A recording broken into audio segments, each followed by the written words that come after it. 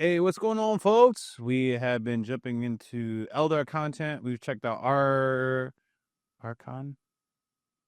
Necron content. Anyways, so naturally it was time to check out the Catan, which I now know is not the Cetan explained. It's the Catan explained. If you guys like my content, you just like vibing with us, checking out Warhammer videos. We appreciate you for subscribing. We're trying to get to 20,000 subscribers. You take a look on the right hand side. I did see folks asking about Warhammer fantasy reactions, so I went ahead and added 3 to the playlist, and I'm checking out the pancreas does not work. I also somehow got motivated to check out some Star Wars content, so I have that.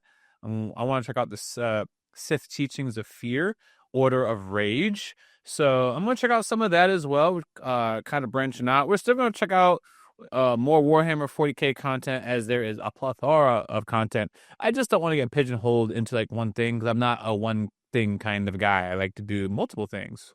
So let's jump into the C10. G'day, guys and gal. Catan, For a setting dedicated towards Bad sci-fi habits. and technological evolution, religion and gods play a huge part of Warhammer 40k. Unlike real life, however, the gods in 40k are actually real and do stuff, hence it makes them kinda hard to ignore. Some of these gods were good. I say were because all the good ones are dead. Most of them were bad, however. The Catan fall into the category of bad, which isn't entirely their fault, but we'll get to that in a bit. Today we'll go over who the Catan are and where they come from. We will then Oh, I'm sorry.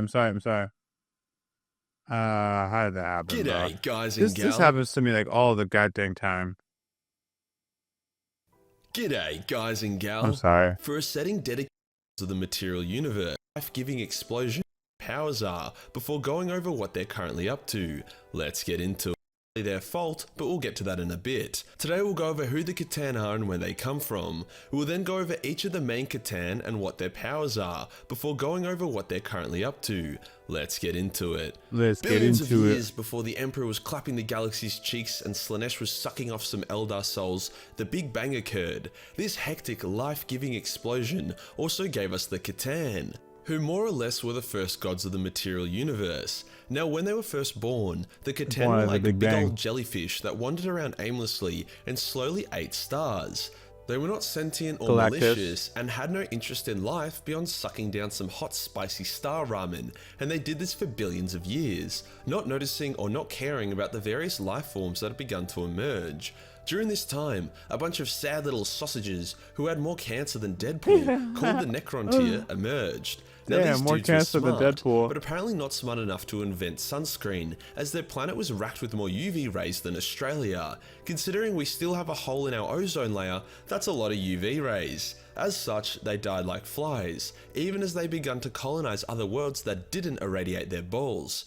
Eventually, they bumped into the Old Ones, who are a bunch of condescending space toads who refuse to share the secrets to immortality, or even SPF 50 plus don't like them either. to the Necron tier.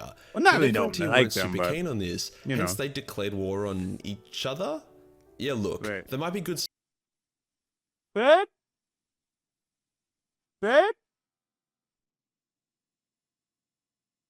Give me a second.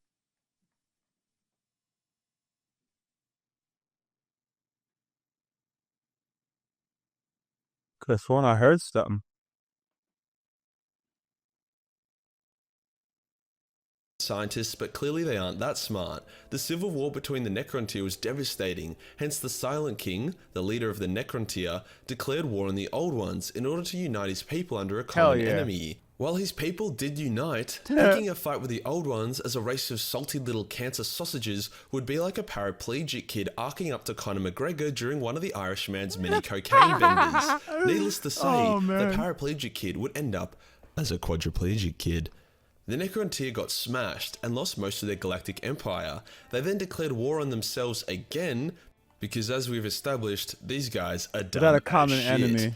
As they're about to drive themselves into extinction once again, a report came back. Numerous dying stars the Necron tier had been watching showed the presence of large beams of pure energy, the Catan. There now, the Necron tier, still being stupid, were like, what if we get these big balls of parasitic energy and give them physical bodies and consciousness? What could go wrong? Well, a lot could go wrong, and a lot did go wrong. They However, the really Necron just did tier / that. Necrons are still They were divided desperate. about whether or not it overall was the right call. Anywho, large bodies made of living metal were created for the Catan to inhabit.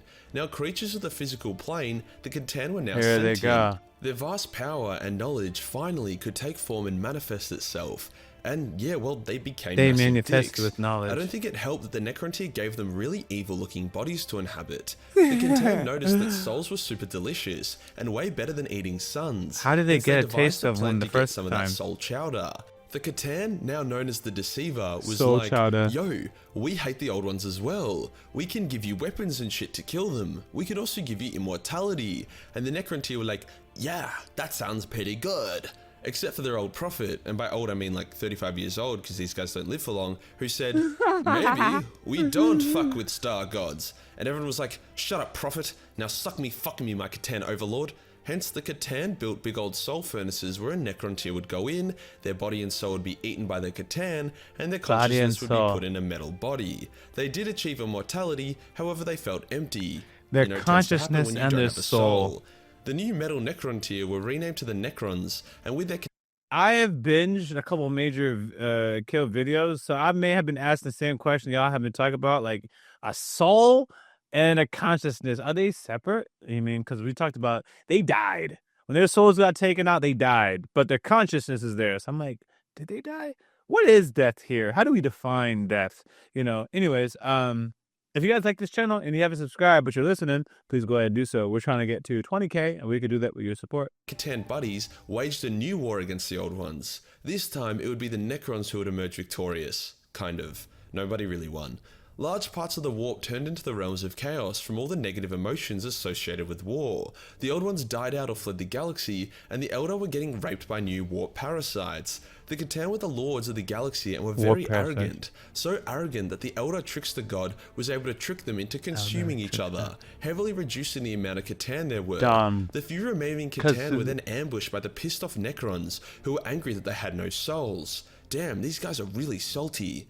The Necrons' weaponry were capable of killing the Catan. However, upon killing the Catan called the Flayer, who was a massive arsehole even by Catan standards, the Necrons in the wider galaxy were cursed with the Flayer virus, which turned Necrons into zombie-like creatures that flay skin and wear it. Got the it. lesson It of the came day from a Flayer was that due to Catan. the Catan being fundamentally a part of the physical universe, killing them would have serious consequences for the physical universe. Hence, Plan B was enacted.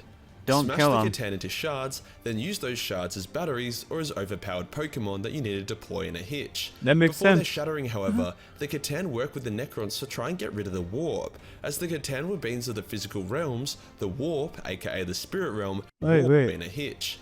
Before their shattering, however, the Catan work with the Necrons to try and get rid of the warp. As the Catan were beings of the physical realms, the warp, aka the spirit realm, was considered bullshit hacks by them and needed to go. Hence they created warp pylons like the ones on Cadia, with the intention of cutting up the warp from real space. This plan never came into total fruition, however, but it ended up being a powerful weapon to use against Chaos for the Imperium in the future. The Necrons, weakened by their war against the old ones and the Catan, decided to go to bed for a bit, taking their new god tier batteries to bed with them. Now, we know what the Catan are and where they came from. Who are the known Catan? Well, first off, it's important to note that most Catan are heavily sharded, hence there are dozens if not more of the same Catan in the galaxy running around. Upon two shards meeting, they will merge to form a more powerful shard. We get it? That's cool. First up, we have Asgorod, the Nightbringer. I'm just putting it out there, all the Catan have really try-hard edgelord names. The Nightbringer is the literal manifestation of death and the Grim Reaper. It was actually this Catan who cursed the galaxy with the fear of death, other than the Orcs, because they're pretty much uncursable. The Nightbringer is considered one of the most powerful of the Catan, and is the god of death, darkness and destruction, and all those other edgy words starting with D. The Necrons don't like this guy, and avoid using him as a Pokemon at all costs. However, they have done it a number of times when shit was that desperate. While the other Catan were tactical and subtle when they were given bodies by the Necrons, the Nightbringer was not. He started killing the Necron tier for fun, and was a pretty shitty god overall. It took a lot of persuasion from the other Catan to try and get him to stop killing all the Necron tier, so they could instead fight the old ones. Cain and the Nightbringer dueled each other during the War in Heaven. However, despite his why aren't the Catans pissed at the Necron They get summoned into battle by the Necron, and they choose to comply. Why? strength. This is Kayla Mencha Kane we're talking about here, god of war. Hence the Nightbringer was destroyed and his scythe banished to the Immaterium. This was only a minor inconvenience, however, and the Nightbringer was given a new body. When the Catan turned on each other, the Nightbringer scored a lot of kills on his fellow Catan before he was finally sharded by the Necrons. In recent times, some of his shards, due to how difficult they are to contain, have escaped into the galaxy and are rebuilding their strength. Overall, the Nightbringer can go fuck himself. Shout out to my boy Sakuna's fingers. The Deceiver. The Catan who tricked the Necron tier into giving up their souls and bodies. The Deceiver is a lot more subtle than the other Catan. He was the one who orchestrated the war in heaven after all. He is the god of lies, manipulation, and deception. He's like Lucifer. 3 traits you don't want to find in your girlfriend. The Deceiver relies on its tricks for power, as it was physically weaker than most of its Catan brothers. It's the kind of guy to make really over-the-top elaborate plots which are super unnecessary and overly complicated, and eventually they backfired.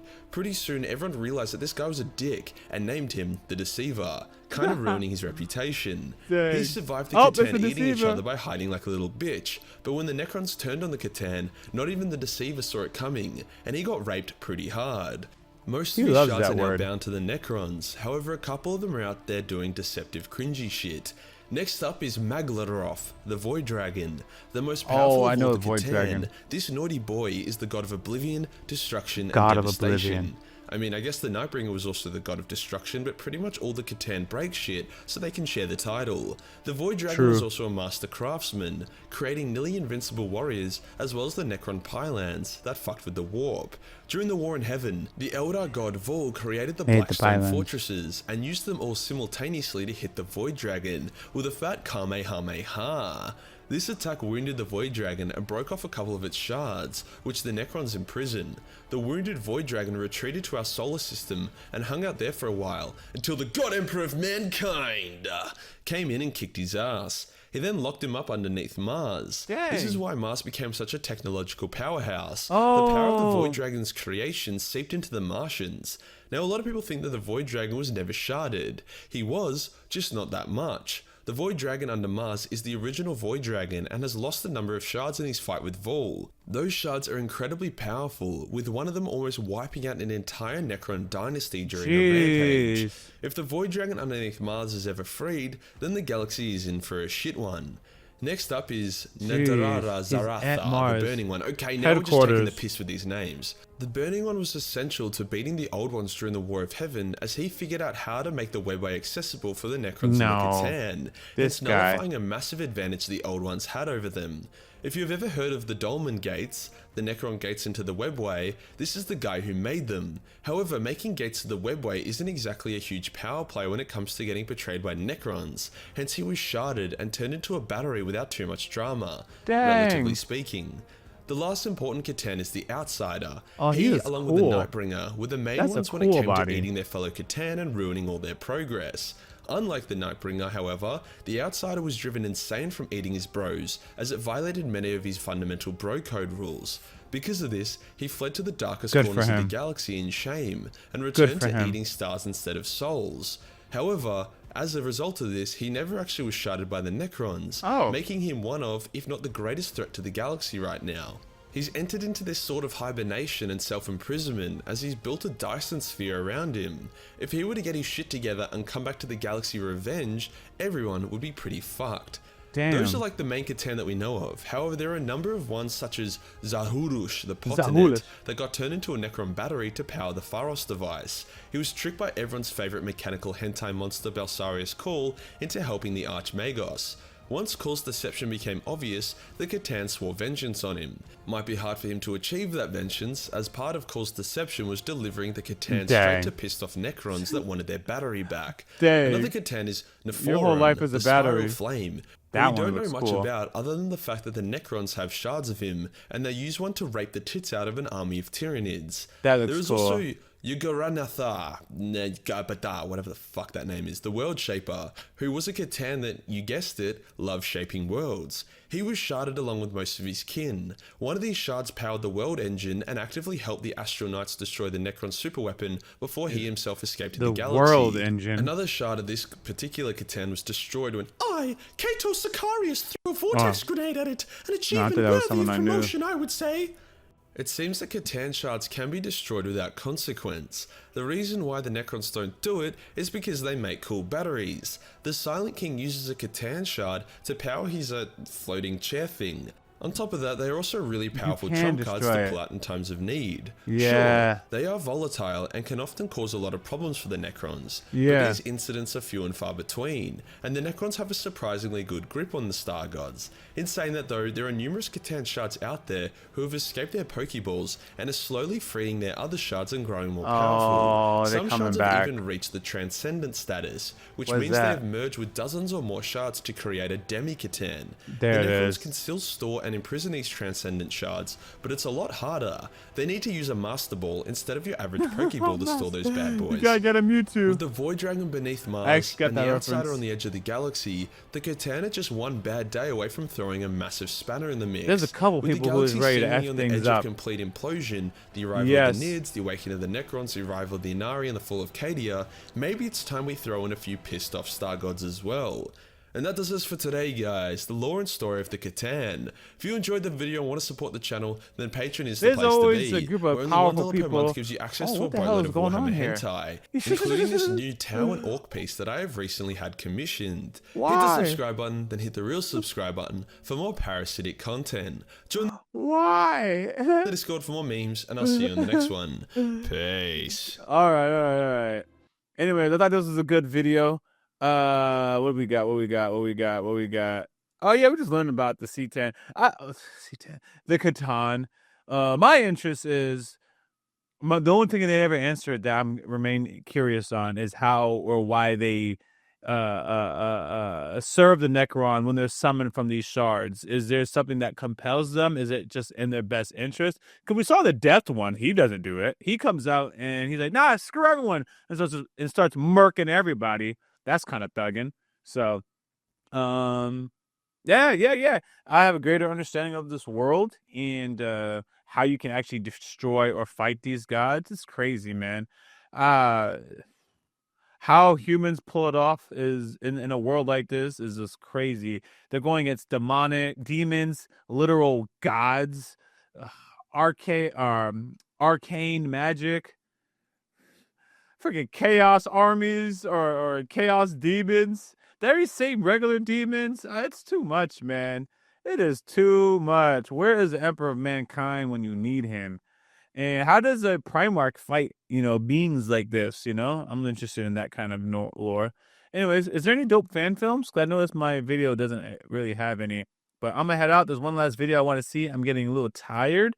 But I just got to curiosity mode. I'm like, oh my god, there's all this stuff I want to see because my algorithm is learning about me, but I'm pretty fatigued. So this is gonna be my last video. Thanks for supporting me. I'm trying to get to 20,000 subscribers. We could do that with your continued support. I appreciate all the comments, all the engagement that we're getting or that I'm getting here, and just a lot of helpful people just saying stuff. Thank you guys. Until next time, Rock D. Lee, and I am out.